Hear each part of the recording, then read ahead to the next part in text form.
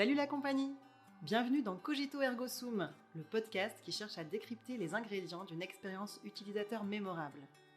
Moi c'est Margot, je contribue à créer des expériences utilisateurs fluides et intuitives sur des logiciels, portails web ou applis mobiles depuis 2014. À travers ce podcast, j'ai envie de m'inspirer des expériences des autres. Je suis convaincue qu'il y a plein de points communs dans la création d'expériences utilisateurs, quel que soit le domaine. La prof qui prépare son TP pour ses élèves, le restaurateur qui travaille son concept de restaurant, ou les parents enjoués qui préparent le goûter d'anniversaire de leur enfant. C'est ce qu'on va explorer dans ce podcast. Quelle est la secret sauce des porteurs de projets qui ont réussi à créer une expérience utilisateur mémorable? Dans la première partie de cet épisode, j'évoquais avec Bertrand Vignal les enjeux et méthodes de la conception de milieux urbains. Embarquez avec nous dans cette deuxième partie pour en apprendre plus sur ce sujet, la manière dont l'urbanisme doit s'adapter au changement d'usage et de climat et l'impact de ce métier. Tu dis s'il y a trop d'usure, c'est qu'on l'a mal conçu. C'est quoi les clés que tu as pour Oui, c'est pour éviter ça finalement? ouais, oui, c'est qu'on l'a mal construit dans sa géométrie, c'est possible. On n'a pas mis les chemins au bon endroit, ou on a attiré trop de monde aussi. Mhm. On l'a rendu presque trop attractif par rapport à sa surface. Trop de programmes Ouais. au même endroit, donc trop d'effets on va dire, une ruche, quoi, Ouais. et donc qui dégrade énormément. Okay. Donc, il faut trouver le bon niveau. Donc ça veut dire soit on n'a pas su réinterroger le programme envers les élus, par exemple, qui ont voulu donner beaucoup, mais c'était pas la bonne échelle, soit tout le monde s'est trompé, ça peut arriver. Donc le résultat, en tout cas, il est visible à ce moment-là, surtout. Par contre, on n'arrivera jamais dans un espace public en disant ça ne marche pas, je ne rentrerai pas dans ce site-là, je ne rentrerai pas dans cette rue. Globalement, cette situation n'arrive pas vraiment. Ouais. Voilà. Quand c'est un espace public, les gens y vont, voilà. Mais il y en a qui sont plus ou moins confortables parce qu'ils sont ombragés que d'autres, et ainsi de suite. Okay. Donc c'est un système assez complexe, il n'y a pas vraiment d'écrit là-dessus, il n'y a pas de théorie là-dessus, c'est beaucoup à une espèce de, on va dire, d'expérience acquise, de regard de tous les espaces publics et de les classer un peu par typologie. En gros, notre travail, nous, c'est vraiment regarder la ville. Mais vraiment la regarder et regarder ce que font les gens dans la ville, ce qu'on fait pas vraiment, en fait. Voilà. Comment ils se comportent, comment les piétons s'évaporent. S'évapore, C'est-à-dire que ce qui ils passe. sont dans une rue, ils sont dissuadés, et cette rue, il y a plus grand monde. Et pourquoi il y a plus grand monde? Et si on l'a plantait, est-ce qu'il y aurait du monde? Est-ce qu'on enlevait une partie parking? Est-ce que ça rajouterait, je sais pas quoi? Ça ramènerait des terrasses, donc des lieux statiques, donc des gens qui sont là, donc on est attiré par les gens qui sont statiques. Et ça ramène de la vie, voilà. Ça, c'est le travail le plus fin à faire. Tout le reste, c'est de l'architecture du paysage, on va dire. Et ce qui est dur, effectivement, c'est ce relationnel à mettre en place, c'est-à-dire faire de la vie dans la ville. Et y compris tardivement dans la soirée ou des choses comme ça, sans que ce soit du désagrément, mais qu'il y ait de la vie. Oui. Et d'ailleurs, c'est intéressant cette notion de tardivement. Je me disais, est-ce que c'est une des étapes du travail d'aller vraiment sur le terrain et d'observer ce qui se passe? Et si oui, est-ce que du coup, il faut le faire à différents horaires pour voir, parce que les usages ne sont pas les mêmes Exactement. à 6h du matin, à midi, à 4h de l'après-midi ou à 22h? Exactement, et surtout, les usages sont pas les mêmes, et surtout quand on va transformer, ce sera pas du tout les mêmes. Ouais. Donc c'est assez compliqué, c'est-à-dire on observe des choses qui vont être transformées. Donc on s'en sert comme des noyaux, un peu comme du levain, quoi, des noyaux qui vont pouvoir, on va dire, se transformer en positivité. Voilà, c'est vraiment comme ça qu'on voit les usages quand ils sont sur place déjà. Alors ça, faut le garder, c'est intéressant, ça c'est intéressant. Il faut surtout pas casser ce parcours-là, il faut surtout pas casser cette logique économique de ce petit commerce. Ainsi, il faut qu'on puisse bien le desservir, il faut le valoriser, et ainsi de suite, pour tirer parti déjà de ce qui existe. Voilà. Et après, effectivement, il faut réfléchir à toute la saisonnalité au sens large, c'est-à-dire comment on se développe dans une saison, il fait froid, chaud, hiver, nuit et heure de la journée. Et ça, donc on travaille avec des anthropologues, une anthropologue urbaine notamment, qui est en Suisse, qui s'appelle Sonia Lavallino, qui théorise tout ça, qui fait beaucoup d'observations, des centaines d'heures sur des sites, et qui théorise le comportement humain des tout petits, des plus grands, dans l'idée de dessiner autrement. C'est là qu'on se rejoint, l'espace public, en disant qu'aujourd'hui, l'espace public n'est pas celui qui correspond à la manière dont on vit la ville. C'est-à-dire dont on doit y rester, dont on doit pique-niquer dans l'espace public, ce qu'on peut trouver en bas de chez soi. Voilà, c'est pas le bon dessin actuellement, je l'ai déjà dit, mais la ville est dessinée à partir du dessin des mobilités de voitures. Mmh. S'il y a des trottoirs, c'est parce qu'il y a des voitures. S'il y a des carrefours compliqués, c'est parce qu'il y a des voitures. S'il y a des parcs à des endroits, c'est parce qu'il y a des voitures. Parce qu'on range les choses. Dès lors qu'on enlève une partie de ça, et ben on peut faire des continuités entre des parcs qui ressemblent à des parcs, mais qui ne sont pas des parcs, mais qui sont une expérience de parc. Ouais. Voilà. Et ça, on peut le retrouver en bas de chez soi. Et c'est là où ça devient vraiment intéressant parce que là, on peut commencer à développer d'autres imaginaires pour les enfants, pour les plus anciens, et notamment aussi, on peut surtout acclimater la ville face au réchauffement climatique en bas de chez soi, en réduisant la température, ce qu'on peut mieux planter, et ainsi de suite.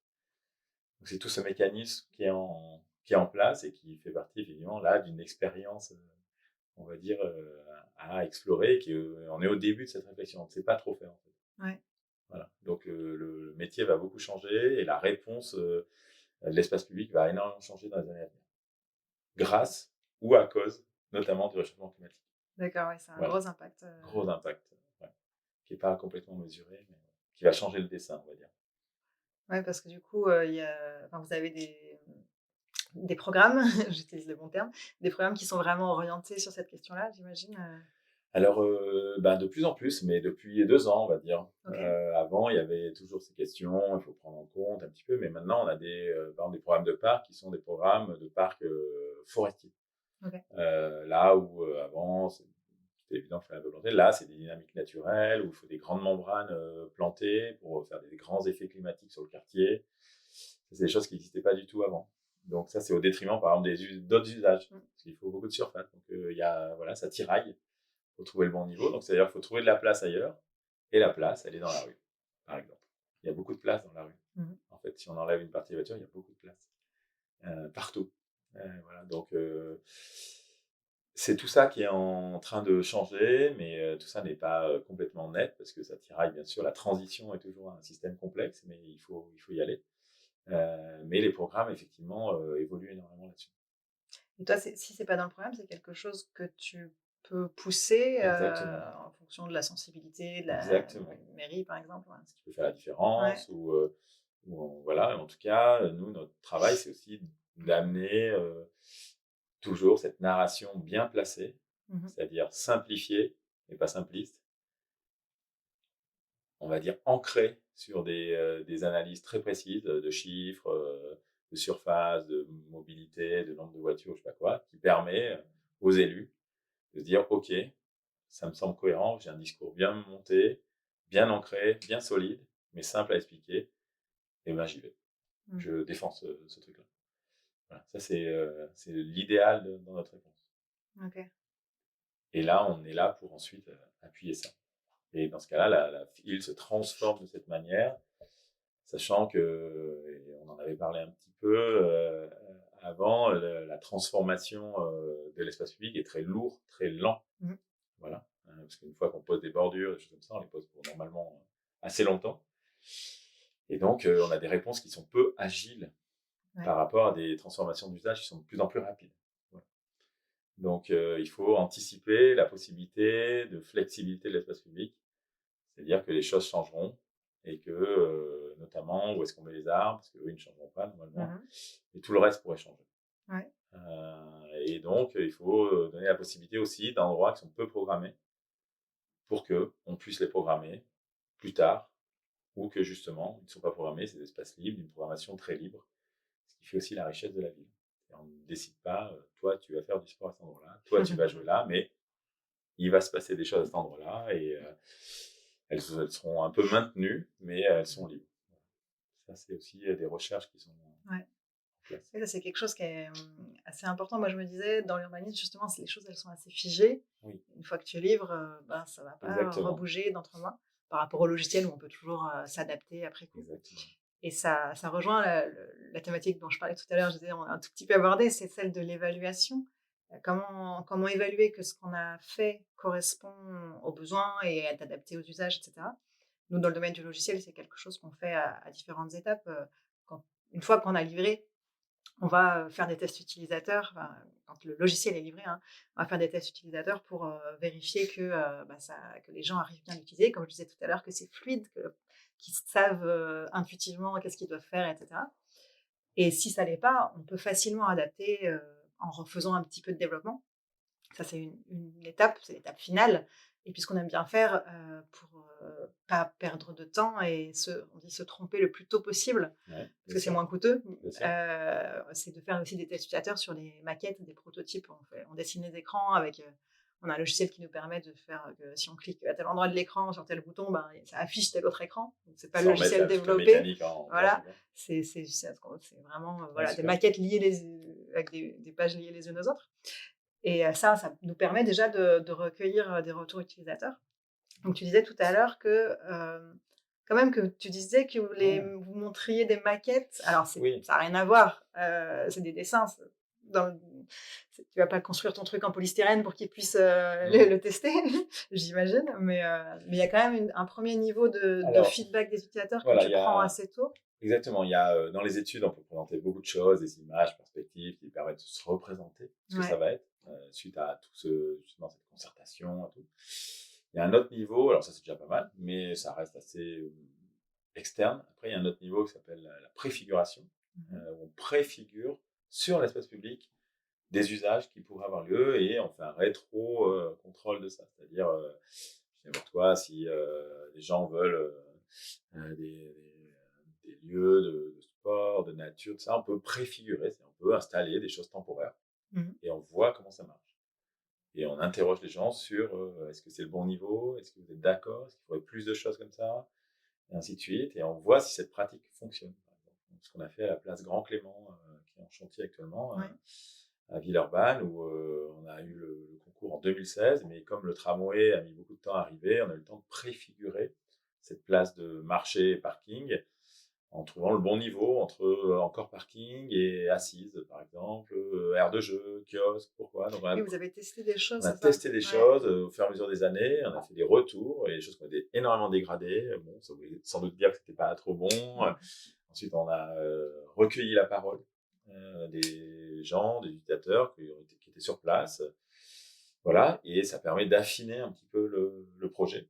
Mmh. Et surtout, ça permet d'occuper et d'acclimater les gens à une transformation.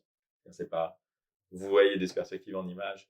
Ensuite, il y a le chantier qui est très compliqué pendant 1 an et demi. Vous êtes exclu du sujet et ensuite il est livré.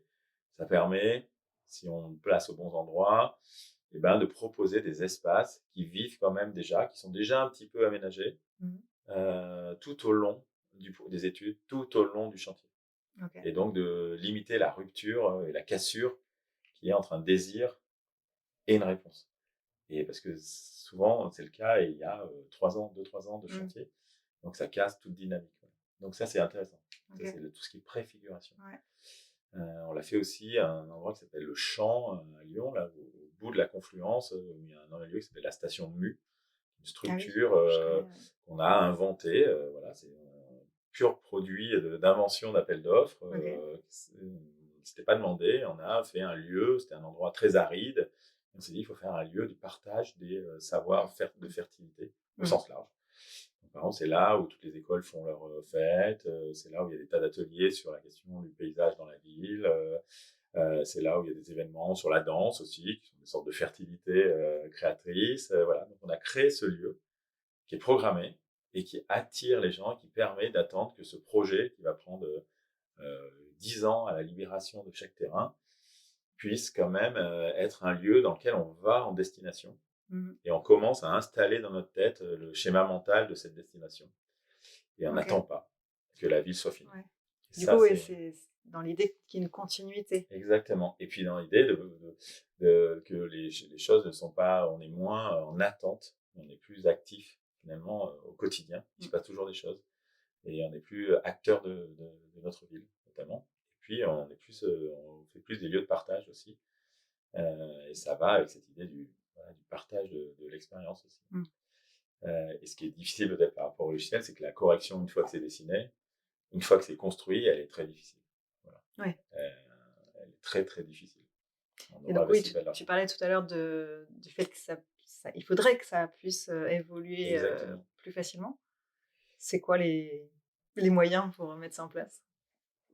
Je pense que bah, on n'en a pas beaucoup à notre disposition. On a, bah, je pense qu'il faut faire de la sobriété. C'est-à-dire, par exemple, des matériaux de sol qui sont facilement remplaçables quand on fait des choses en stabilisé, même si c'est pas lu comme quelque chose de très qualitatif, c'est facile à remplacer. Quand on fait des choses en béton, on ne vient pas recasser du béton. C'est fini. Et pourtant, souvent, on vient recasser du béton parce qu'on a oublié de faire un branchement pour 2 ans après, le logement qui va s'installer là, parce qu'on ne pouvait pas le savoir. Et donc, ça vient refaire une rustine. Donc, c'est pas idéal. Donc, c'est là que ça se joue, c'est-à-dire dans la souplesse de possibles interventions futures, en se disant, on va peut-être pas, à cet endroit-là, ça va être une bord de l'espace public fragile, parce qu'on ne sait pas ce qui va se passer. Attention, on va pas, on va mettre quelque chose qui serait facilement remodelable. Et on va charger les choses plutôt dans un endroit qui paraît plus tenu et qui va moins évoluer, par exemple. Ça peut être une réponse. Ouais, Mais ça, c'est pas des choses qui étaient vraiment en place avant et qu'on regarde maintenant. Fortement. Parce que tout ça, c'est de l'argent public. Et donc, voilà, contrairement à ce que tout le monde pense, l'État investit beaucoup quand même dans l'espace public. Tout ça est gratuit. On oublie. Au quotidien, les parcs sont gratuits, tout est fait avec l'argent public. Donc, c'est quand même beaucoup de choses. Et si on mettait effectivement des prix au mètre carré sur les choses, c'est pas rien. Hein. C'est 250 € le mètre carré, un espace public. Chaque fois qu'on fait un pas, on marche sur 250 €. Donc, ça dit beaucoup de choses. Ouais, c'est vrai, vu comme ça. Ça va vite. Et tu penses que c'est lié, cette non-conscientisation du prix, a un lien avec la dégradation? Enfin, ça me fait penser en fait à un épisode qu'on a fait sur les médicaments et où les personnes que j'interrogeais me disaient que selon les cultures, en fait, le rapport aux médicaments n'était pas du tout le même parce que, typiquement en France, avec les sécu, en pharmacie, on ne sait même pas combien ça coûte. Donc on en a trop, on le jette, on s'en moque. Alors qu'il y a d'autres pays où la seringue, le contenant, parce qu'eux, ils faisaient les contenants, ça a de la valeur, en fait, parce que quand tu as payé 80 € ton truc, moi, je suis un fervent défenseur qu'à la pharmacie, on ne paye pas, mais on nous donne le prix. Ouais, c'est ça, qu'on sache au moins combien ça vraiment, coûte. Je me demande si du coup, l'espace public, est-ce qu'il n'y a pas aussi un peu de ça? Ah moi, je serais élu, c'est ce que je ferais, mais... Sur le parc, sur la balançoire, tu écris le prix de la balançoire pour Oui, on donne dissuader des prix, on donne des prix globaux de projet, tout le monde est au courant, mais comme c'est pharaonique, à l'échelle d'un salaire, on ne se rend pas compte. Et on est habitué à un parc qui vaut 20 millions, ça vaut 20 millions, mais c'est stratosphérique quelque part. Et effectivement, est-ce que ça limiterait la dégradation? On voit que chaque fois qu'on fait on bosse aussi avec des chercheurs en nudge, on aime bien tenter ça, parce qu'on pense qu'il y a des parallèles assez forts dans l'incitation, on va dire, soft. Et on se dit, effectivement, si on mettait sur une balançoire un prix, sans doute, de manière incroyable, il y aurait moins de dégradation. Mais on ne saurait pas... ce qu'on se rend compte, par exemple, grâce à des études qu'on aime bien chercher, mais qui n'existent pas beaucoup, c'est que si on prolonge les enfants dans un espace public tard le soir, ce qui arrive beaucoup dans les pays d'Espagne, parce qu'ils sont décalés, ce qui va arriver en France, vu qu'on va être plutôt à l'heure espagnole dans 20, 30, 40 ans à cause du réchauffement, c'est-à-dire que les enfants vont sans doute se décaler un petit peu dans l'endormissement et ainsi de suite, et tout va s'harmoniser avec les horaires d'école et tout, sans doute, en tout cas il faudra. On voit que si on tient les enfants plus tard dans l'espace public, je dis n'importe quoi, jusqu'à 9h du soir, c'est tard, mais on a une chute drastique des dégradations nocturnes, alors que les deux publics ne se sont jamais rencontrés. Ah oui. Et on ne peut pas expliquer, sans doute parce que, quand même, ils ne présentent plus longtemps, donc ça dissuade des gens qui arriveraient à ce moment-là et qui finalement ne vont pas aller là pour dégrader, et ainsi de suite. Donc il y a des corrélations très fortes. Et ça, c'est vraiment intéressant. Et ça, pour nous, c'est un peu du nudge, quoi. Et ces choses-là, il y a un tapis rouge, entre guillemets, d'études qui n'est pas du tout poussé et qui nous intéresse vraiment. Et donc là, ce qu'on appelle un peu la coveillance, voilà, c'est-à-dire une surveillance, mais on va dire en communauté, quoi, mais au sens soft, c'est un peu le frère inconnu de la vidéosurveillance. Oui, il y a la vidéosurveillance, mais en fait, ça sert à rien vu que de toute façon, on ne retrouve jamais les bandes. Et il y a ce sentiment que s'il y a beaucoup de vie, ça peut dégrader, mais ça dissuade les malfaçons. Donc il faut ramener de la vie dans la rue. Ça, c'est très important. Voilà. Et là, ça réduit fortement les dégradations. Voilà. toujours. Et donc, pour amener de la vie, il faut le caler le bon niveau pour qu'il y ait des gens intéressés sans qu'il fasse des dérangements à 22h, qu'il se passe quelque chose, sans que ça soit embêtant pour les autres. Et il faut trouver le bon niveau, mais c'est ça l'avenir des rues. Voilà. En tout cas, de l'espace public. Pour nous. Ça me fait venir une autre question, mais je veux d'abord terminer sur la partie évaluation du coup. Oui. Une fois que vous avez livré, il n'y a pas d'évaluation de comment c'est utilisé, est-ce qu'on pourrait l'améliorer, genre de choses? Il y en a sans doute, mais on n'est pas au courant. Parce qu'on est sorti du projet. Ouais, en tout cas, vous ne le faites pas. Nous, on ne le fait pas. On travaille du coup justement avec des anthropologues qui peuvent le faire sur nos projets ou sur d'autres projets. Et chaque projet est particulier, mais quand même, il y a des grandes familles de réponses, donc on peut transposer des choses pour essayer de l'adapter à nos projets. Donc, ça nous permet d'avoir un feedback. L'autre travail, c'est d'aller sur les projets. Nous, ça, on le fait. De se balader, d'emmener nos enfants, et de regarder, d'écouter. Et ça, c'est super quand on fait des projets dans la ville où on vit, parce que ça permet d'avoir beaucoup d'enseignements. Je l'ai fait énormément par Blandon, notamment. Ce qui m'a permis de voir comment il est vécu, d'écouter les critiques, les trucs positifs et tout, en se mettant derrière les gens. Et ça, on le fait, on s'interroge beaucoup, mais en gros, on n'a pas de système de critères avec des choses très établies qui arriveraient qui aient une note de satisfaction de 89,5 sur 100. Ça n'existe pas, et on est très content que ça n'existe pas, parce que globalement, je pense que c'est très, très, très, très, très dur. C'est un système tellement complexe, le milieu de vie et de l'espace public. C'est assez dur de le noter, quoi. Ça, tout de suite, ça renvoie les choses dans des caricatures un peu. Donc, le meilleur exemple, c'est le respect du site. Si le site semble respecté, pas trop usé, et qu'il y a quand même du trafic, parce que s'il est respecté parce qu'il n'y a personne. Voilà, et qu'il y a du trafic, et qu'il y a du monde, mais ça tient. Et Blandon, là-dessus, est pas trop mal. C'est-à-dire qu'on a des endroits de friches très spontanés, où ça pourrait être complètement dégradé. C'est très, très respecté, alors qu'il y a 30 000 personnes un samedi à Blandon, dans le parc Blandon. Et oui, il y a de l'usure un peu, mais ça va à peu près. Ça, c'est le bon niveau. Mais on le sait après. Moi, j'y étais hier, du coup, comme je te disais tout à l'heure. Et ce que tu viens de dire, ça m'évoque deux choses. Alors déjà, côté logiciel, nous, on a des questionnaires pour évaluer la qualité de l'expérience utilisateur. Et donc, en revenant, je me suis dit, mais en fait, demain, je fais un épisode sur l'expérience utilisateur dans l'urbanisme, avec notamment l'exemple de ce parc. Ce qui serait chouette, ce serait que j'arrive à mesurer la qualité de l'expérience qu'a vécu mon fils, par exemple. Bien sûr. Et en fait, je me disais, je ne sais pas du tout s'il existe des questionnaires adaptés pour les enfants.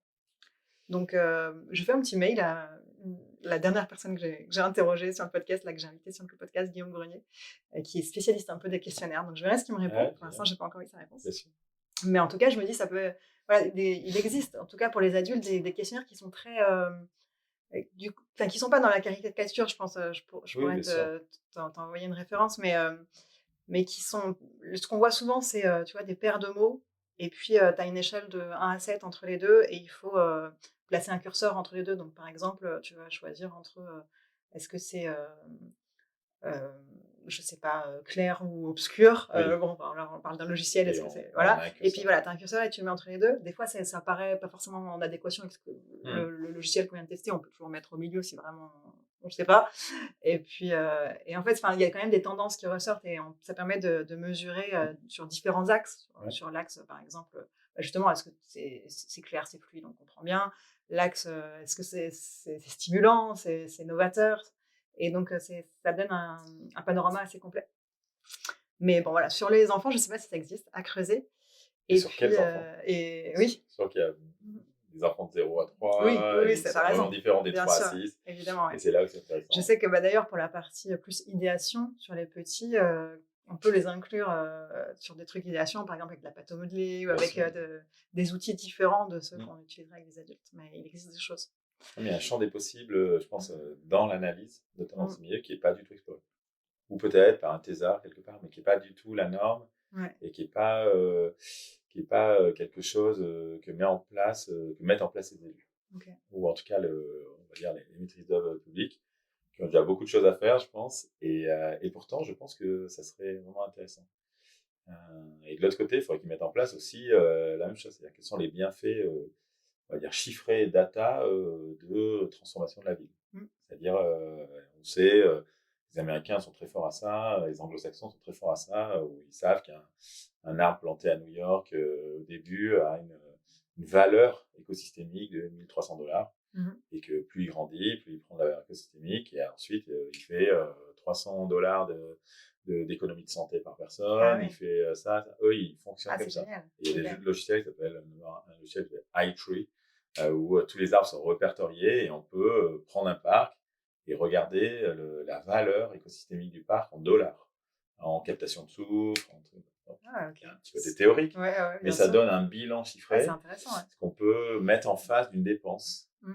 Et en France, on ne fait pas du tout ça, parce qu'on n'est pas dans cette valeur du chiffre, pas du tout. Et je pense qu'il faudrait passer par ça. C'est là où ça donnerait beaucoup de clés facilitantes à débloquer des projets, voilà, notamment pour tous les effets. On sait que dès qu'il y a un espace vert de 50 mètres sur 50 à moins de 300 mètres d'un logement, il y a une réduction assez drastique des dépressions. 50 mètres par 50 mètres, c'est rien. Et ben si, il y a un effet. C'est des effets qui semblent complètement intéressants, et pourtant ils sont très forts. Et c'est là, je trouve, qu'on voit qu'on est des animaux, au bon sens du terme. Du coup, ça a été mesuré par des chercheurs. Ça a été mesuré par les chercheurs et tout, mais voilà, donc nous on picore toutes ces choses-là. On essaie de les rassembler, mais je pense qu'il faudrait que la ville passe plus par ces mesures, ces data un peu, qui montreraient que on fait pas que de l'investissement à perte, quoi. Et que ça a des effets d'emballement. Finalement, la balance, elle est voilà, il y a des effets d'emballement. On met un élément, mais ça a des valeurs écosystémiques qui sont très fortes. Donc, voilà. Ok, super intéressant. C'est une question qui m'intéresse vachement en ce moment, de se dire que dans mon métier, justement, l'expérience utilisateur, le fait de bien penser et de faire qu'elle soit fluide, harmonieuse, ça a de l'impact, et notamment sur le bien-être. Alors, j'en suis pas à transformer le bien-être en euros, mais j'en suis à déjà essayer de mesurer, là, sur un projet que j'ai terminé, je viens de lancer un questionnaire pour essayer de mesurer le temps gagné par les personnes. Avant, ils travaillaient sous Excel. Il avait un fichier hyper compliqué pour saisir les données, etc. Et donc, on en a fait une application. Et donc, l'application, alors, j'ai l'impression que ce qui mettait 15 minutes à faire avant, ils mettent 2 minutes à le faire maintenant. Mais c'est ça que je veux mesurer, entre autres. Donc, combien de temps ils gagnent sur une action qu'ils font plusieurs fois par jour, tous les jours. Au niveau de l'entreprise, je crois qu'il y en a 100 000 qui ont été faits en un an. Donc potentiellement, là, on peut facilement transformer en euros aussi le gain, mais aussi mesurer en termes de stress, de qualité de vie, d'équilibre vie perso, vie pro, parce que peut-être que ce truc-là, c'était tellement compliqué qu'ils le faisaient le soir, qu'ils le faisaient le soir sur leur temps perso. Voilà, d'essayer d'évaluer un peu ces différents impacts. J'attends les résultats, je n'ai pas encore eu. Mais c'est vraiment quelque chose qui me tient à cœur de se dire, voilà, on ne fait pas ça juste pour que ce soit plus sympa. Il y a vraiment quelque chose derrière, quoi. Ça, dans notre milieu, c'est pas du tout en place. Et c'est pas, je dirais, même pour être très franc, c'est pas dans le milieu. C'est-à-dire, même chez mes collègues, c'est pas du tout quelque chose qui est tellement regardé. Nous, on est une agence assez atypique là-dessus, je pense. Parce qu'on a bossé pas mal avec des boîtes anglo-saxonnes, justement, des architectes et tout, qui fonctionnent beaucoup comme ça. Et ça nous a pas mal influencé. Donc, c'est plutôt la rencontre qui nous a influencé. Sauf que les modèles d'analyse pour relever tout ça sont pas du tout en place. Et ça va arriver. Mais pour l'instant, ça l'est pas complètement. Donc, on fait un petit peu au feeling. Voilà, c'est assez artisanal, quelque part. C'est très pro et assez artisanal. Mais on aime bien aussi. Ça ressemble un peu aux années 60. C'est un monde qui était sympa, quoi. Voilà, donc, mais ça, c'est vraiment intéressant. Parce qu'on ne parle que de dépenses, quoi, en France, de dettes. Et pas de ce qu'on gagne. Et c'est pour ça qu'on se raccroche beaucoup, nous, un peu à toute la pensée de global care, enfin de santé globale, là, qui est je prends soin des animaux et des végétaux, et ça a un effet sur moi. Et ça, on croit beaucoup à ça. C'est un peu l'essence du paysage, d'ailleurs. Il faut arriver à bien à le mesurer, pour le montrer, pour le démontrer, pour Faut convaincre. démontrer, mais voilà, et plus on le fera, plus on aura des arguments et plus on pourra créer, par exemple, des logiciels liés à ça, je pense. Et il en existe, mais c'est nécessaire. Et du coup, je reviens sur ce que j'ai dit tout à l'heure. La deuxième chose sur le parc Blandan que ça m'a évoqué, c'est à un moment, donc, je me baladais et j'ai vu, il y a une butte. Donc, il y avait des petits escaliers ici et un chemin tracé par les usagers là. Donc ça, c'est une image, en plus, c'est rigolo, c'est un mème dont on se sert souvent pour expliquer la différence dans notre métier entre l'expérience, la partie UX, expérience utilisateur, et la partie UI, donc le design. Et souvent, on revoit cette image avec deux chemins, tu vois, un chemin très joli, c'est l'UI, c'est ce qui a été design, c'est ce qui a été designé. Et puis, tu as le chemin où les gens sont passés, et ça, c'est la vraie expérience. Et du coup, ça m'a fait rire quand j'ai vu ça. Exactement. J'ai fait une petite vidéo. Et je me demande, quand tu vas dans le parc, tu vois ce genre de choses, est-ce que tu peux dire, en fait, oui, l'escalier, on aurait dû en mettre un ici, faisons-le, quoi. Enfin, c'est pas toi qui décides de le faire, mais est-ce que tu peux le proposer? Est-ce que tu as moyen de proposer des améliorations après coup? C'est un grand sujet, justement, c'est ça un peu, c'est-à-dire, ça veut dire qu'on s'est planté à 0,01%. Ouais, voilà, c'est un petite détail, partie, mais et que les gens ont corrigé eux-mêmes, et ça nous gêne pas. Par contre, ça peut être lu comme un système d'usure, voilà, qui est pas au bon endroit, ou alors des fois, alors faut essayer de trouver les raisons pourquoi il y a ce chemin. C'est-à-dire, ça peut être effectivement parce que c'est mal dessiné, le chemin n'est pas au bon endroit, c'est la principale raison, l'escalier ou le chemin dont tu parles, le chemin officiel. Ça peut être une décision des enfants d'un parcours plus nature. Ça arrive souvent, notamment à Blandan, il y a des escaliers dans le front forestier, ce qu'on appelle le front forestier, avec beaucoup de chemins sur les côtés, parce que c'est intéressant de monter et de descendre. Et donc, on lit ça, que c'est parcours un peu aventure, parallèle. Et ça veut dire que ça n'a pas été pris en compte, ça manquait. Cette expérience double ou triple dans l'espace public est nécessaire. Et difficile à faire, c'est souvent on n'a pas la largeur. Et pourtant, au Danemark, quand on revient de l'école, il y a deux types de parcours. Il y a le parcours normal et le parcours sauvage. Le parcours sauvage, c'est un parcours plus long qui passe par du boisement avec des cordes, des trucs comme ça. Enfin, ils ont les deux, souvent. Ça, je trouve ça génial, quoi. Ça permet d'avoir les deux. Donc là, ça peut être ça.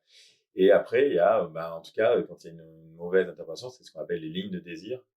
Les lignes de désir, c'est passer en travers, quoi. C'est-à-dire, c'est plus logique, on va droit, voilà. Donc, et ça, pour être très franc, c'est quelque chose qu'on nous a très peu appris dans notre métier, vu qu'on est issu d'une composition. En termes de paysage, l'architecture, c'est issu de la maîtrise de la composition, le nôtre, comme les paysagistes classiques, et que la ligne de désir, ça c'est issu du monde sauvage, quoi, des animaux, qui vont prendre le plus droit chemin pour aller à tel endroit. Et donc, en ce moment, on a la rencontre des deux. Voilà. Je parle beaucoup de ça, mais faut aller. On a toujours cet instinct animal, qui est logique et tout. Et souvent, on dessine des choses en angle droit, ce qui est illogique. Parce que la ville est en angle droit, parce que les voitures nous obligent à faire de l'angle droit, alors qu'on cherche à traverser à 30 degrés en biais, tout le temps. Et c'est dangereux. Et l'avenir, c'est le biais. L'avenir, c'est le biais. Le biais, il permet de ne pas user les angles dans les massifs, par exemple. Le biais, il permet d'aller plus court. Le biais, il permet de voir la ville un peu autrement, de voir des perspectives plus longues. Le biais, c'est l'avenir du dessin. Je suis en train d'imaginer les passages piétons du futur. Exactement, c'est exactement ça. Ou pas de passage piéton. Oui, ou pas de passage piéton, parce que la voiture, c'est exactement ça, c'est ce qu'on essaie de faire. On peut faire ça si avant, on a mis 5 critères pour ralentir la voiture. Elle a fait une chicane, elle a des barres sur le côté avec des gens qui ont mis de la pression, elle a un matériau de sol qui ne ressemble pas à l'enrobé, elle a encore un petit chicane, elle a tel truc, et là, elle arrive sur un endroit où les gens traversent, sans se poser la question, avec ce qu'on appelle une bande centrale, c'est une bande un peu de refuge, mais qui est mais la voiture est invitée dans ce monde-là. Elle passe, mais c'est pas son monde. C'est pas son monde, Et ce qu'on fait en France, c'est qu'on met un des 5 critères. C'est pas suffisant. On met un ralentisseur. D'accord. Et un ralentisseur, c'est pas suffisant. Parce qu'elle accélère, ou elle dit, bon, on empêche un peu, elle râle. Elle n'est pas dans l'équilibre. Voilà. Et ça, c'est l'avenir. Cette valeur de 5, elle vient d'où? Je dis 5, il y en a plus, mais oui, je vois que tout de suite, tu vois non, mais est-ce que... Non, mais ça vient dans d'autres pays, oui, ça vient des règles, mais en tout cas, il faut toute une série d'actions Et ce qu'on a tendance à faire, c'est à faire une seule action. Et ça, c'est pas suffisant. D'accord. Voilà. Et quand on fait ça, ben là, ça ouvre un pan fou pour dessiner justement l'espace public différemment. Okay. Où il n'y a plus de passage piéton, où on tient moins la main de ses enfants, ce qui est quand même un signe qu'il y a un problème, parce qu'on a peur des voitures, c'est normal, donc on les retient. Ça, c'est notre quotidien, et c'est pas normal. Ça, c'est un échec total. Et donc, on peut quand même vivre dans des villes où il y a une harmonie entre les deux, et on y croit beaucoup. Si on classe cette zone en 10 km/h, et que bien sûr, les utilisateurs des voitures sont aussi des parents, donc à un moment, on va avoir assez de codification pour, de toute façon, même s'ils veulent aller plus vite, ils ne pourront pas. Et ça, c'est vraiment l'avenir.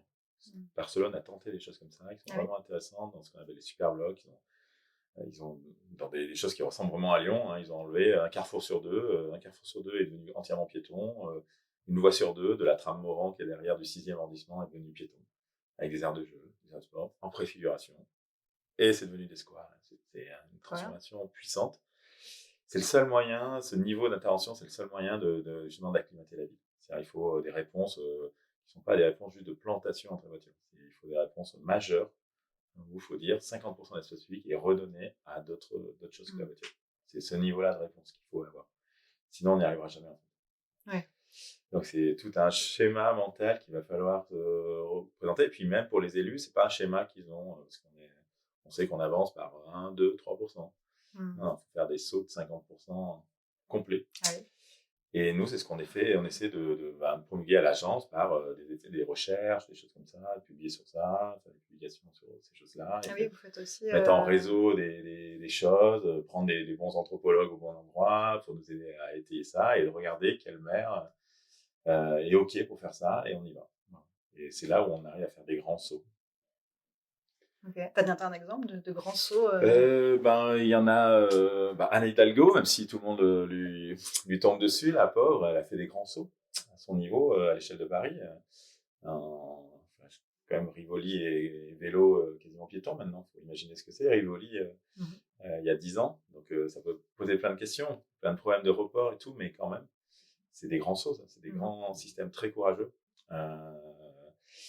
Et ensuite, on travaille à Juvignac, dans une petite ville qui est à côté de Montpellier, qui est dans la périphérie de Montpellier, qui est une ville, on va dire, nouvelle. C'était 150 habitants il y a 50 ans, et maintenant c'est 11 000 habitants autour d'un centre commercial avec que des lotissements.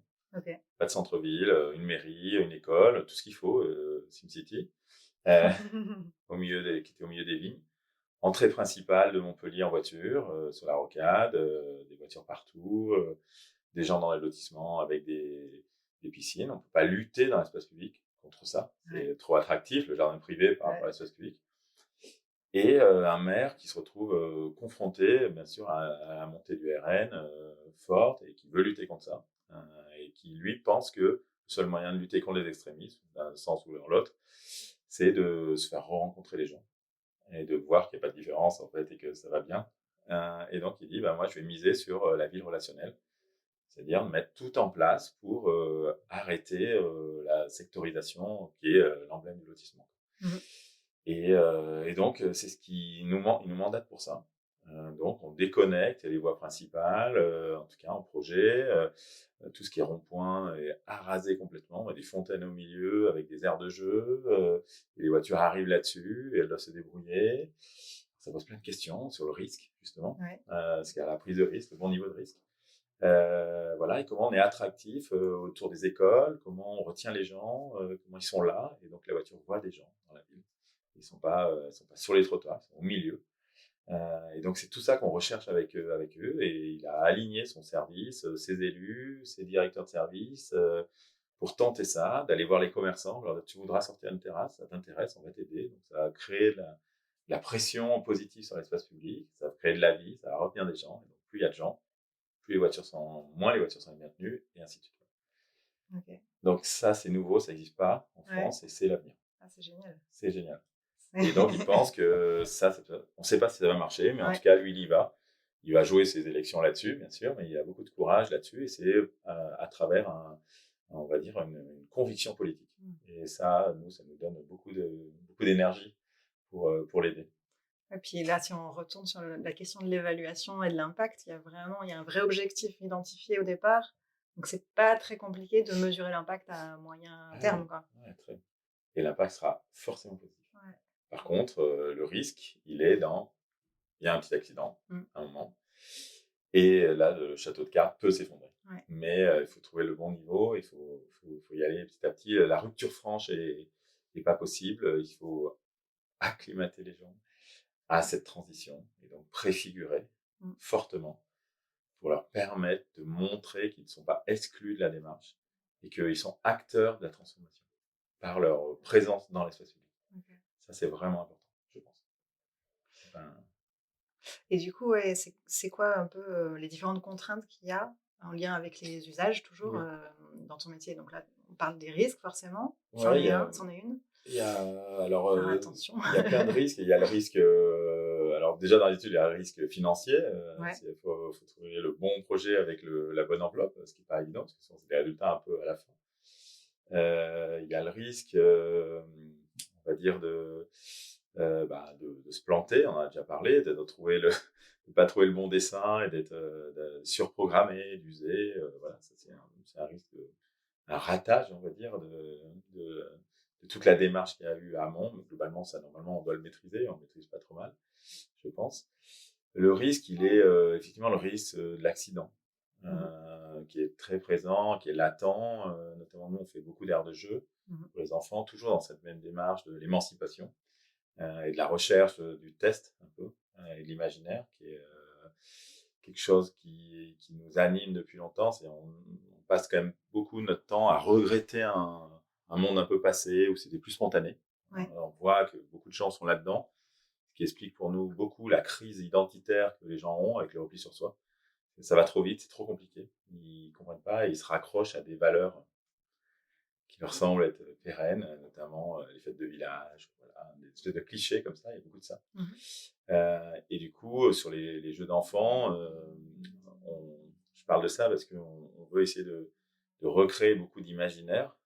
C'est que les enfants se créent leur imaginaire et pas qu'on leur donne un imaginaire, notamment par les jeux vidéo, Mmh. c'est-à-dire qui est puissant. On ne peut pas lutter contre les jeux vidéo. C'est hyper puissant. Ouais. On ne peut pas faire mieux. Nous, avec notre pauvre projet de paysage. Mais justement, l'imaginaire de jeux vidéo, c'est un imaginaire servant. On leur sert. Ouais. Et nous, ce qu'on cherche, c'est à ce qu'ils créent la situation d'imaginaire, qu'ils s'inventent leurs histoires le plus longtemps possible. On voit que ça ne tient pas longtemps dans l'enfance.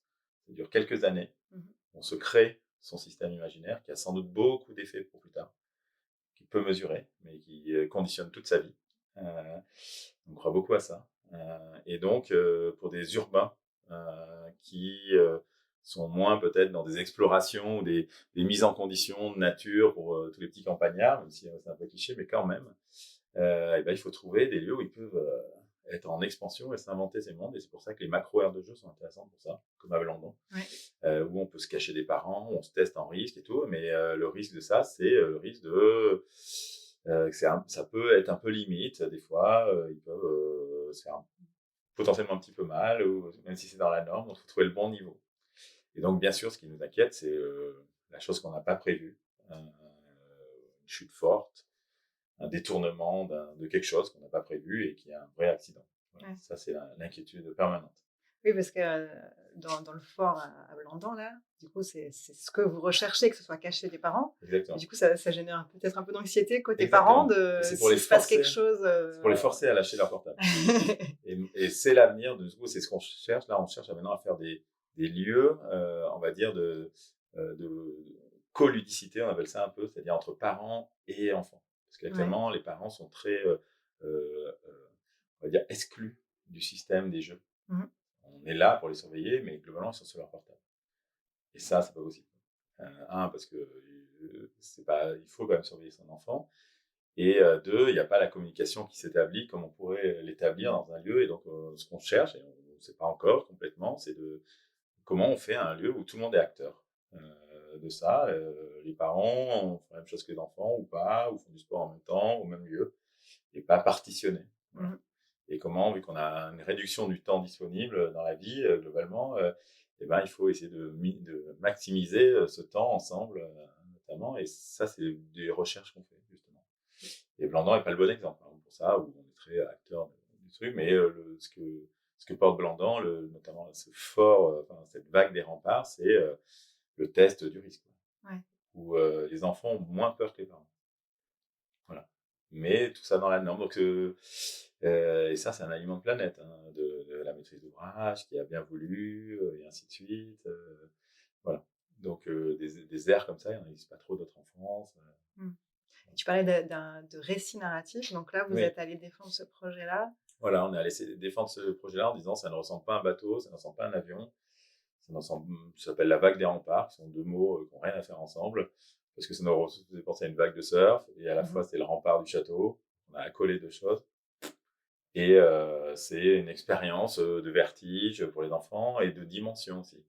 Donc les enfants voient entre 3 et 4 fois plus grand les choses que les adultes, Oui. c'est ça le rapport. Okay. On a tous des souvenirs un peu comme ça, on revient sur des sites. Pas qu'il y avait Et c'est très déceptif.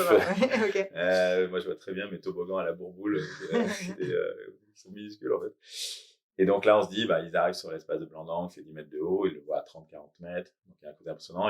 Et on aime beaucoup cet ancrage à des lieux. Et pour ça, par exemple, le parc de la Tête d'Or est très puissant pour ça. Parce que le parc de la Tête d'Or, c'est une sorte de nurserie de tous les Lyonnais, où il y a beaucoup d'activités, il y a le zoo et tout. Et pour l'imaginaire des enfants, c'est très, très fort. Et on a du mal à refaire des parcs d'une telle ampleur parce qu'il n'y a plus le foncier pour ça. Et donc, plus on fera des éléments XXL, plus ça marquera aussi, on pense, et plus on peut s'inventer des mondes à l'intérieur. Voilà. Ouais. Donc, c'est ça un peu notre démarche. Et là, on en livre un autre, justement, à Confluence, qui s'appelle le Caterpillar, qui est une espèce de chenille qui monte en filet jusqu'à 10 mètres de haut, qui descend en toboggan assez raide. Voilà, ça va être un peu costaud aussi. Trop bien. Et on l'ouvre début juillet, et la grande peur, c'est la peur de l'accident, bien sûr. Ouais. Parce qu'on pense à tout, mais on ne pense pas à tout, quoi. Ouais, c'est ça. Donc, c'est la grande peur. Le risque, il est là, le risque, il est sur la chute. Parce qu'on se bat pour pas mettre des garde-corps partout dans la ville, qui est une acceptabilité du risque. Euh, et c'est là où ça nous différencie aussi énormément de nos voisins anglo-saxons, ou en tout cas nordiques, ou dans les États fédéraux. On ne renvoie pas à l'État. On a une responsabilité en tant que parent, par exemple, forte dans les aires de jeu en Allemagne et tout. C'est pour ça que les aires de jeu sont très, on va dire, beaucoup plus simples en Allemagne, beaucoup plus brutes, avec du bois, où on peut s'écorcher et tout. Parce qu'en fait, l'État ne prend pas la responsabilité, alors qu'en France, on renvoie tout à l'État. Ah oui. Okay. Et donc, forcément, l'État se blinde et renvoie des normes à tout le monde, et ça formate la réponse. Ce qu'ils font des aires de jeu, de catalogues en plastique, qui sont bien, mais qui sont très formatés. Tout ça, c'est la réponse d'un système. D'accord, ouais. Alors que dans les autres pays, il y a une responsabilité beaucoup plus forte qui est donnée aux parents, dans la responsabilité d'avoir détourné les choses. Et donc, si tu as peur de l'accident, tu vas pas dans cette aire de jeu-là. Voilà, ou tu es responsable de l'avoir surveillé et tout. Et donc, ça conditionne tout. Ah oui, c'est intéressant. Et c'est pour ça qu'on voit en Allemagne ou en Angleterre même ce qu'on appelle les playgrounds, où il y a des choses avec des scies, des trucs qui paraissent complètement surréalistes. Et ça se passe bien, en fait. Et ça se passe bien. Et voilà, sauf que si on fait ça en France d'un seul, si on transpose le modèle, c'est compliqué. C'est pas possible. On va avoir des procès. Donc, il faut trouver le bon niveau de cheminement pour arriver à l'acclimatation des personnes, pour comprendre ce système-là et se le tenter. Et cette notion du coup, d'être un peu différenciant et de faire ces structures XXL, oui. Je me dis ça doit jouer beaucoup sur l'aspect, tu l'as dit, mais marquant. Moi, le thème du podcast, c'est les expériences mémorables. Ouais, bien sûr, donc, tu vois, je pense que ça rentre bien dedans. Exactement. Oui, c'est un double niveau. C'est un marqueur pour singulariser les espaces. Ça, je pense que la ville a besoin de ça. On a une ville qui tend vers beaucoup d'homogénéité. C'est plutôt bien, la ville est assez intéressante, mais les critères, on va dire, de singularité des villes tendent à s'estomper, parce que la production architecturale est un peu la même partout, du nord au sud. Donc, il y a peu de régionalisme par rapport au marché du matériau et tout, même si on va y revenir grâce au réchauffement climatique. C'est les bons effets du réchauffement climatique, c'est-à-dire ça met tellement de pression qu'on ne pourra plus construire à Marseille comme on construit à Lille. Donc, c'est-à-dire qu'on revient sur des systèmes plus régionalistes, et ça, c'est très intéressant. Ça redonne du caractère aux villes. Et nous, ce qu'on aime, ce qu'on a tous en commun, c'est d'aimer les caractères différenciants des villes. alors que tout ce qui se construit est globalement très homogène. homogène, et il y a peu de points saillants là-dedans. Et donc, ce qu'il faut, c'est essayer de trouver des contrastes. Il faut contraster les espaces publics, il faut contraster les lieux pour effectivement retenir les gens, que ce soit marqueur, et ainsi de suite. Il faut se forcer à ça. Et ça, c'est pour ça qu'on peut surfer sur ce côté régionaliste lié au réchauffement climatique, qui est très intéressant. Lyon est la ville qui se réchauffe le plus en France. C'était pas prévu. Donc, quand on fait un projet à Lyon, entre Lyon et Lille, les différences vont être très très marquantes. C'est très dur d'installer des arbres ici. C'est beaucoup plus simple là-haut, et c'est pas les mêmes. Et ça y est, ça se différencie fortement. Beaucoup plus qu'avant. Donc, c'est vraiment pas mal. Ouais, donc il y a une vraie adaptation au Il y a une contexte adaptation, géographique en et l'occurrence. si on transforme ça en élément positif, parce qu'il y a beaucoup d'éco-anxiété, il faut se dire que peut-être ça va aider à des réponses singulières, et ça, c'est bien. Ça, c'est sûr. Donc, je ne sais pas si c'était de l'expérience, mais quelque part, ça participe à l'identité. Exactement. Et je reviens sur cette idée que en fait, les gens sont très anxieux. C'est pour ça qu'il y a beaucoup de repli sur soi sur ne pas comprendre le monde. Il est trop complexe. Et du coup, ils ont besoin de se raccrocher à des choses qui ont des limites proches. Et celles-ci doivent être assez claires et assez identitaires d'un lieu. Et c'est tout ça qui est brouillé pour l'instant. Donc, il faut essayer de trouver le bon niveau par rapport à ça. Et le paysage, c'est vraiment son rôle. Ok. Voilà. Top. J'ai une dernière grande question avant de passer mes petites questions de conclusion. C'était... Ah non, j'en ai deux. Attends. Bon, je pose déjà celle-là. Attends, je suis perdue. Ah oui, c'est ça. Qu'est-ce que... Tu parlais tout à l'heure des nouveaux usages, des usages qui changent très vite. Je pense au vélo, de plus en plus présent, on en a parlé un petit peu, les trottinettes électriques quand c'est arrivé, le smartphone encore avant. Est-ce que dans ton métier, tu vois, comment tu les captes, ces nouveaux usages? Comment tu t'y adaptes? Comment tu t'assures que tu n'en as pas loupé? On en loupe. Alors, c'est toujours cette histoire du rythme, c'est-à-dire les nouveaux usages arrivent beaucoup plus rapidement qu'avant. C'est-à-dire l'espace public doit réceptionner beaucoup plus de désirs qu'avant, au sens large. Je donnais cet exemple des pique-niques dans l'espace public. Moi, quand j'étais étudiant en 95, ça ne m'est jamais arrivé d'aller pique-niquer dans l'espace public. Jamais. Ça n'existait pas. Et ensuite, dans les années 2000, on s'est donné rendez-vous dans l'espace public. Ça, c'est lié c'est ma théorie, à l'arrivée des textos. Qui permet de se repérer et de se donner rendez-vous très rapidement, alors que le coup de fil, tu peux plus... voilà. Ça, c'est ma théorie, mais je pense que ça a un effet. Donc, on voit que le système en numérique, entre guillemets, transpose ce transpose-là, qui est pareil pour tout le reste. Effectivement. Et notamment aussi pour la manière de se repérer. Avant, personne n'avait accès à des plans et des images aériennes. C'était réservé à une élite de concepteurs. Et maintenant, c'est à la donnée de tout le monde. C'est quelque chose de dingue. Dingue. Je n'avais pas réalisé, mais la transposition de voir la ville d'en haut, avant, c'était réservé aux concepteurs ou aux géographes. Et pas du tout à tout un chacun. Donc ça, c'est des choses qui sont vraiment à prendre en compte. Et notamment, le cauchemar pour nous, c'est Waze. Waze est un cauchemar pour la considération de la ville, vu que Waze, ça ne permet pas ça chante les systèmes de boucles de circulation. Et donc, on se retrouve dans des micro-endroits avec des bouchons, parce que Waze a décidé de faire passer tout le monde là. Et Waze est très compliqué et ne peut pas rentrer dans les logiciels de calcul des boucles et tout. Donc, Waze est très compliqué à gérer par exemple. Et c'est pour ça que beaucoup de gens râlent aussi, des fois, se retrouvent tous ensemble dans des chemins, parce qu'ils se sont fait avoir par le truc et que finalement, à une minute près, il valait mieux prendre la grande route. Bon, en tout cas, mais on subit quand même pas mal ça. Et du coup,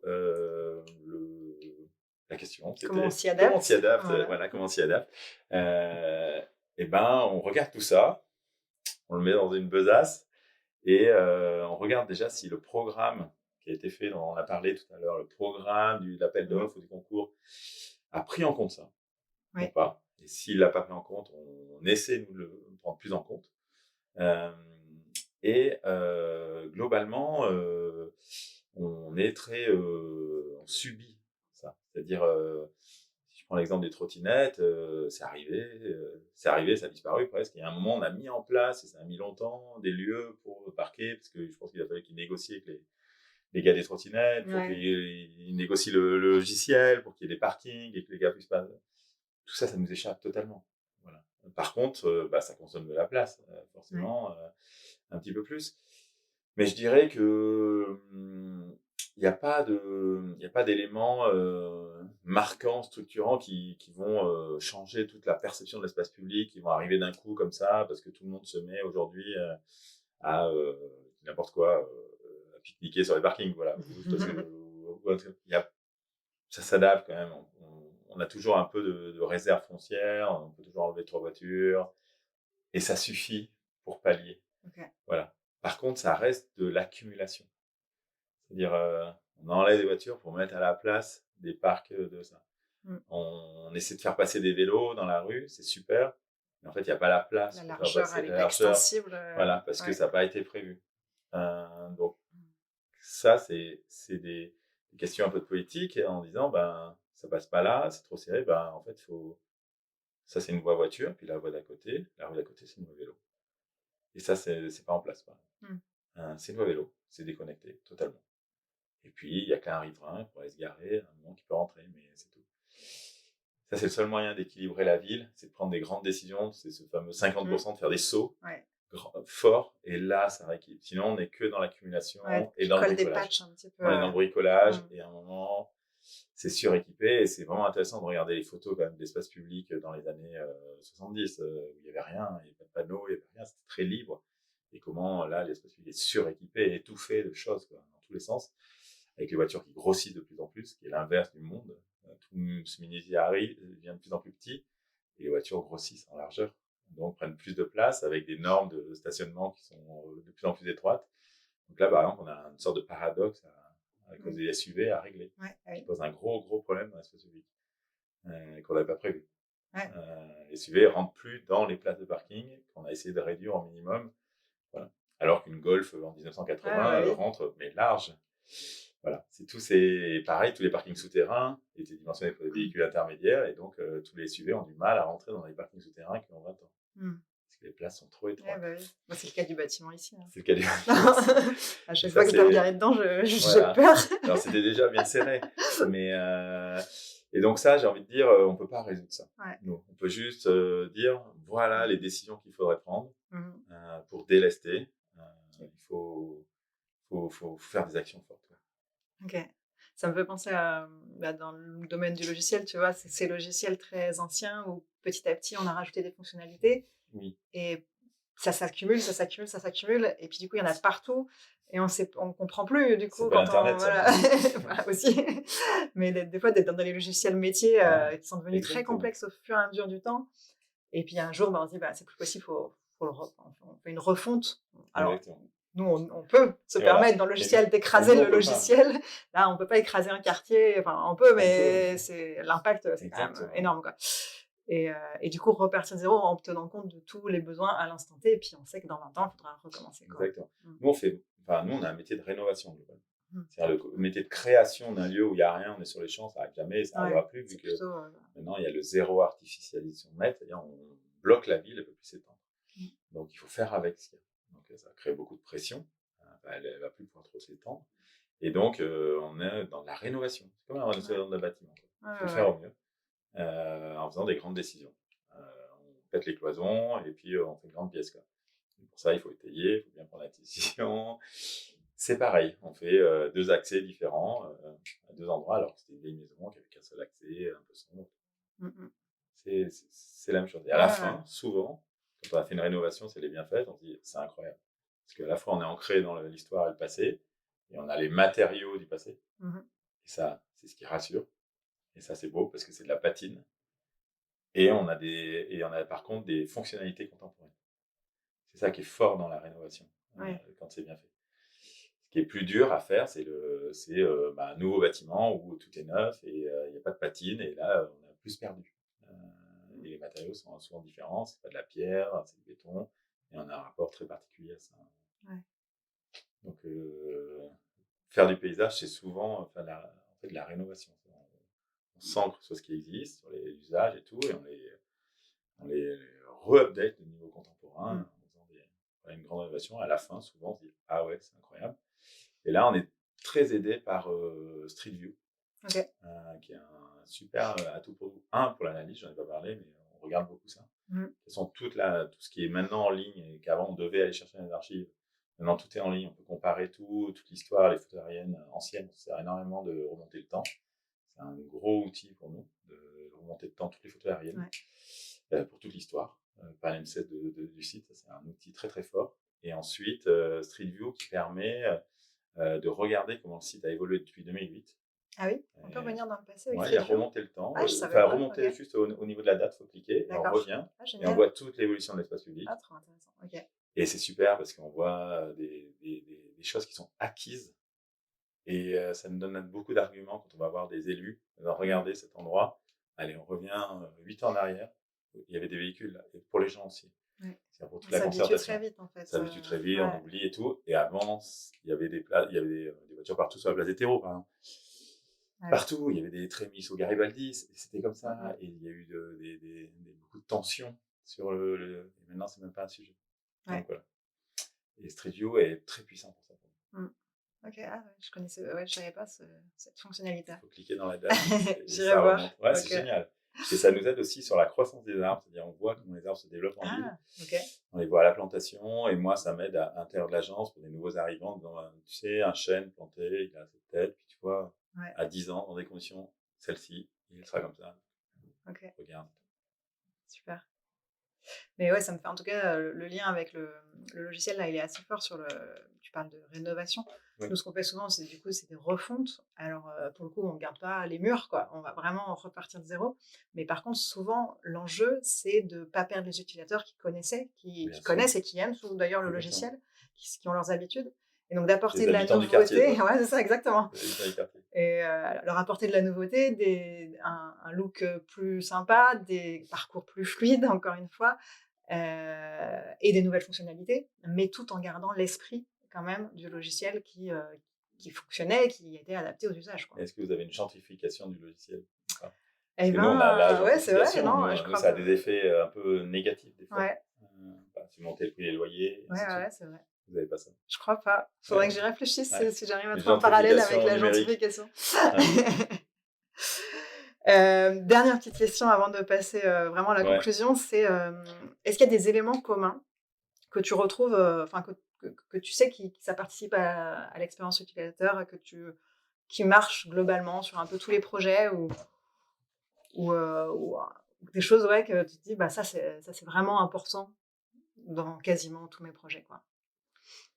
En tout cas, dans un contexte similaire, si on prend l'exemple du parc pour enfants, ou si on prend l'exemple de l'aménagement des berges. Est-ce qu'il y a des choses comme ça qui reviennent, qui sont vraiment importantes? Je saurais pas. J'ai du mal à répondre à cette question, vraiment.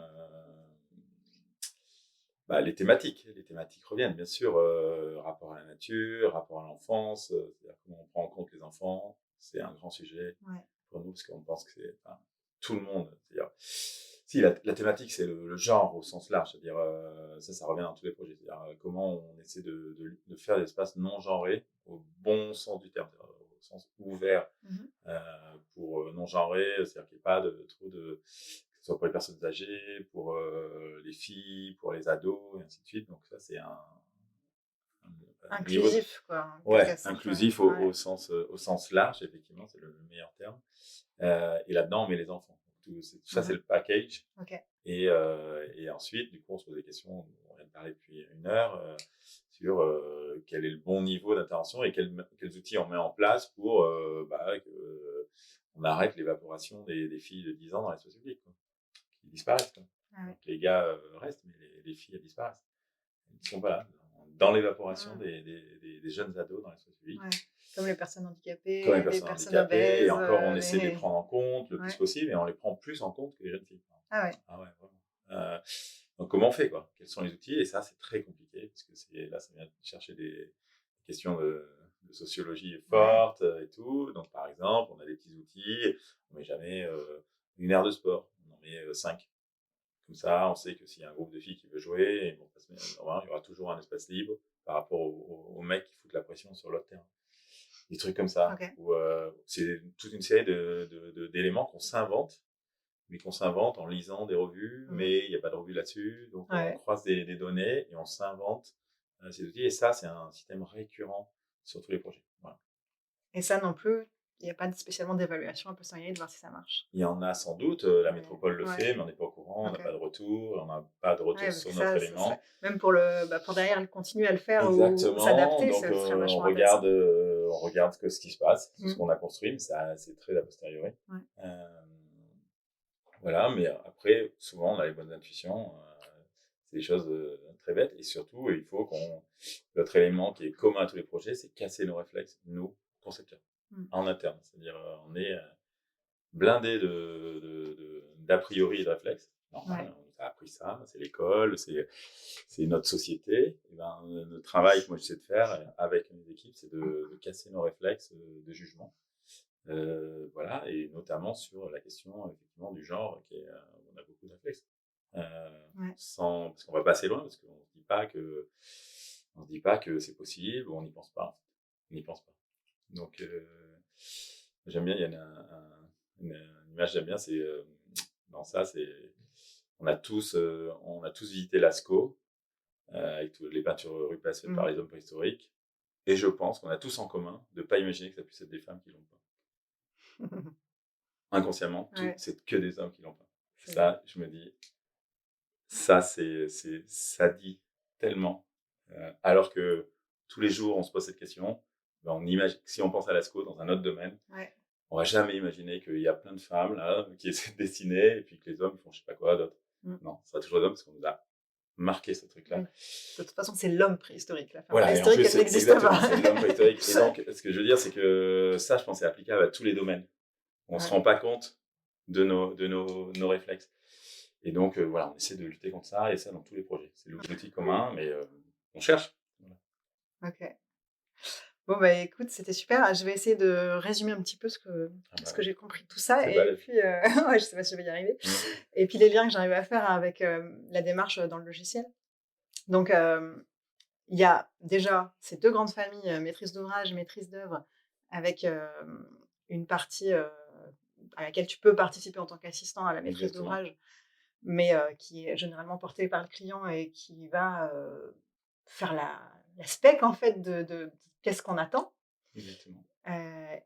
Ensuite, c'est forcément une autre entreprise qui prend la maîtrise d'œuvre. Ça, d'ailleurs, ça m'a turlupiné, puis j'ai oublié de te poser la question, mais nous, souvent, en général, on a cette phase d'exploration des besoins au début, où on va sur le terrain comprendre les usages, etc. Et derrière, on fait la conception. Et je me dis, j'ai l'impression que là, du coup, cette phase, elle est faite 2 fois, parce que vous la faites quand vous êtes en maîtrise d'œuvre, mais quelqu'un l'a déjà fait avant. Plus ou moins, on ne sait pas. Exactement. Et pourquoi, quand vous faites participer à la maîtrise d'ouvrage, pourquoi vous n'avez pas le droit? Est-ce que c'est une histoire c'est public et du coup, il faut de la concurrence?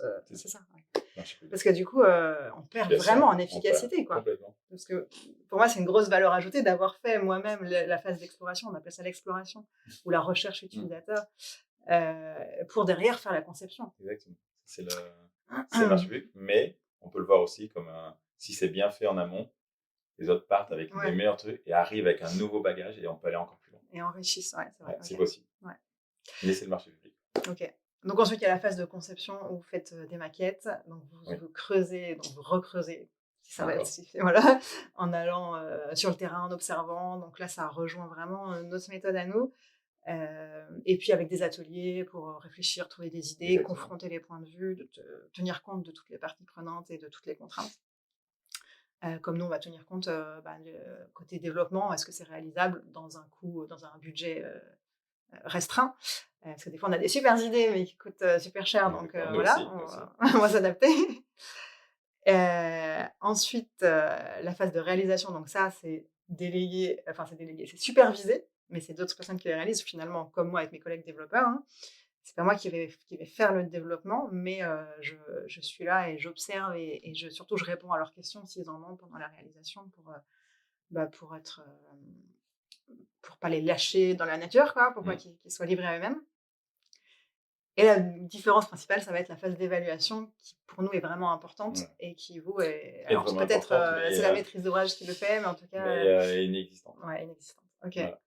Et Mais du... peut-être la différence, c'est que nous, il n'y a pas ça marche pas, quoi. Oui, C'est globalement, ça va être utilisé, peut-être, ça va être voilà, détourné, c'est mais de un toute façon, c'est objet, là. c'est là, Voilà. et de toute façon, c'est Ouais. là, et ça sera quand même utilisé, et ça sera détourné, et le détournement peut être positif.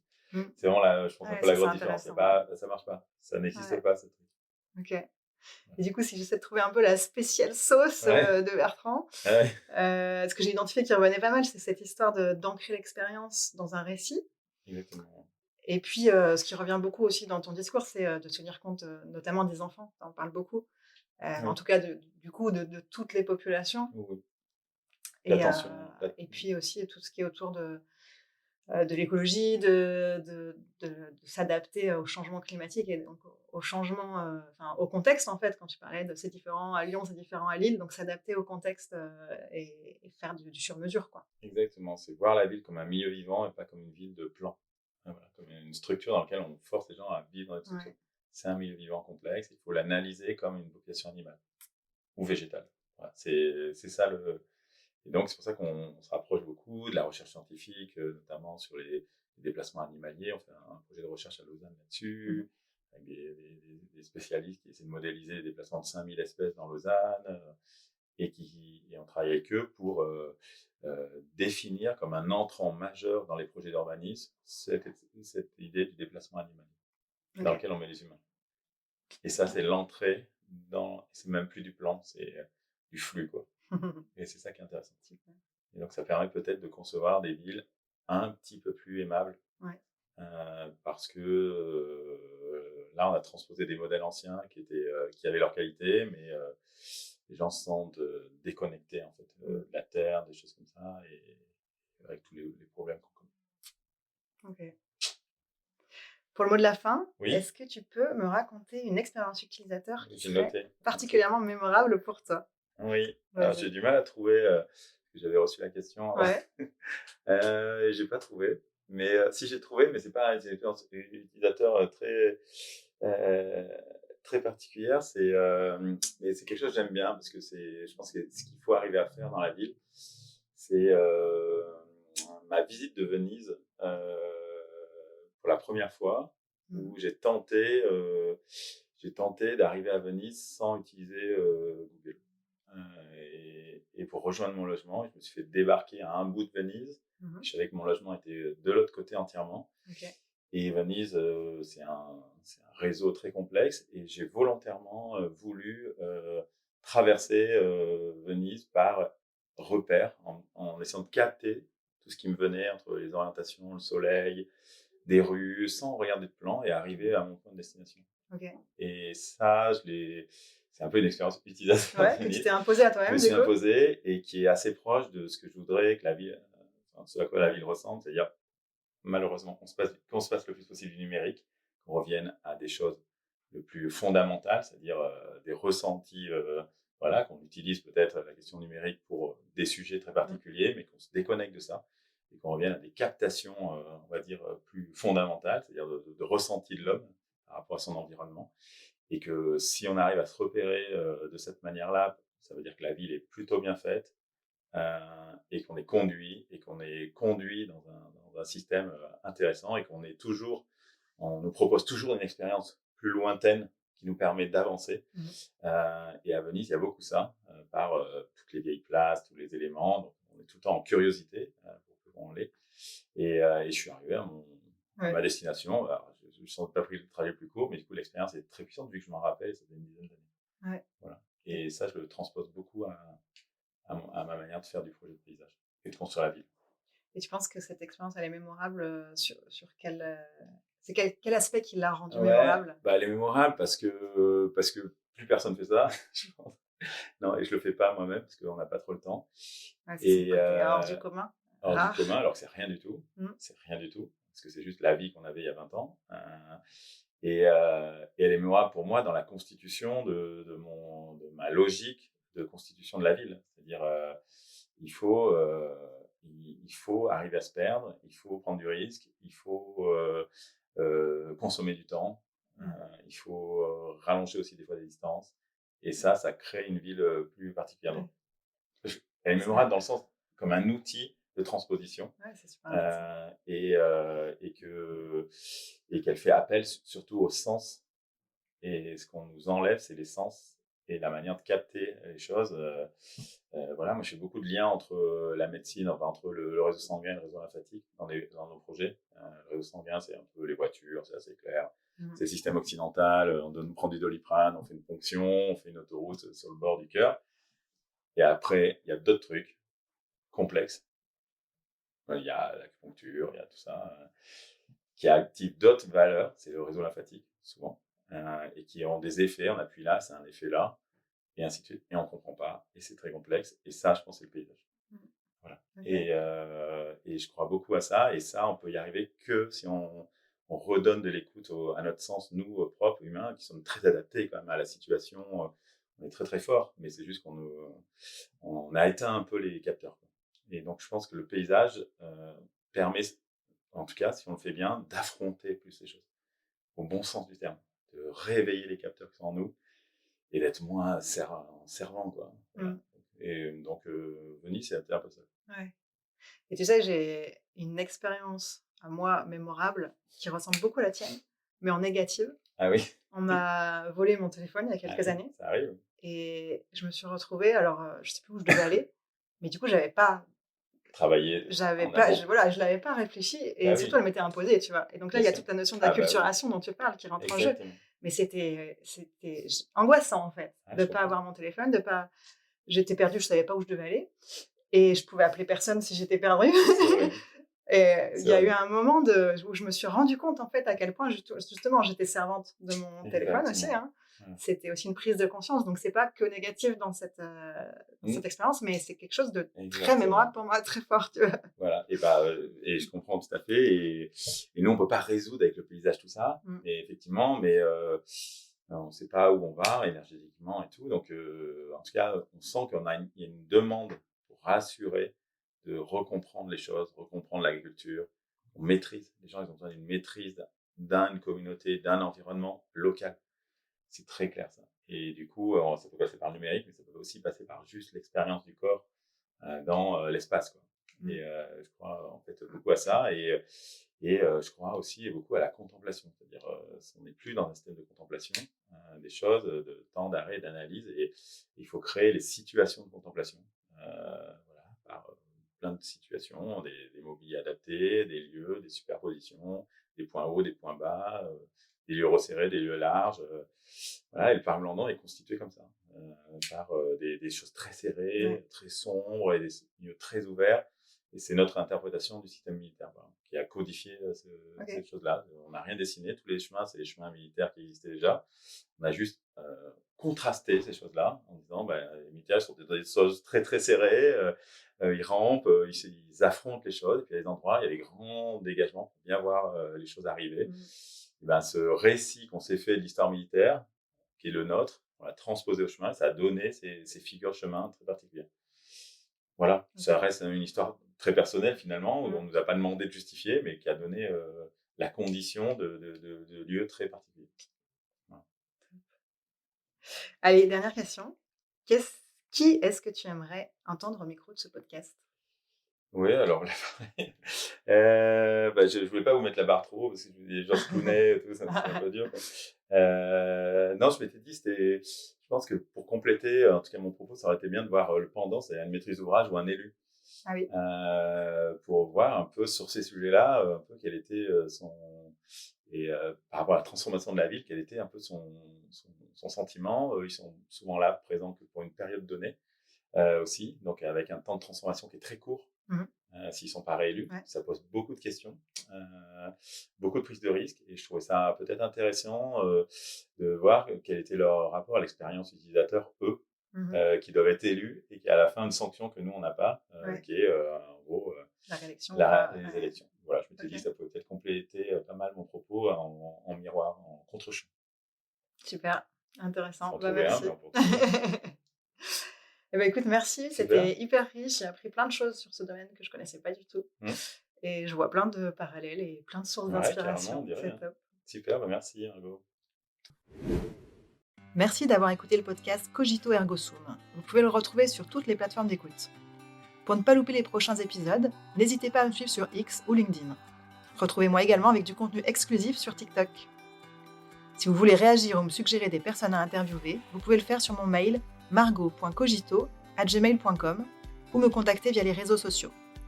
Vous trouverez en description de l'épisode des liens pour en savoir plus sur mon invité et son activité. Rendez-vous le mois prochain pour un nouvel épisode.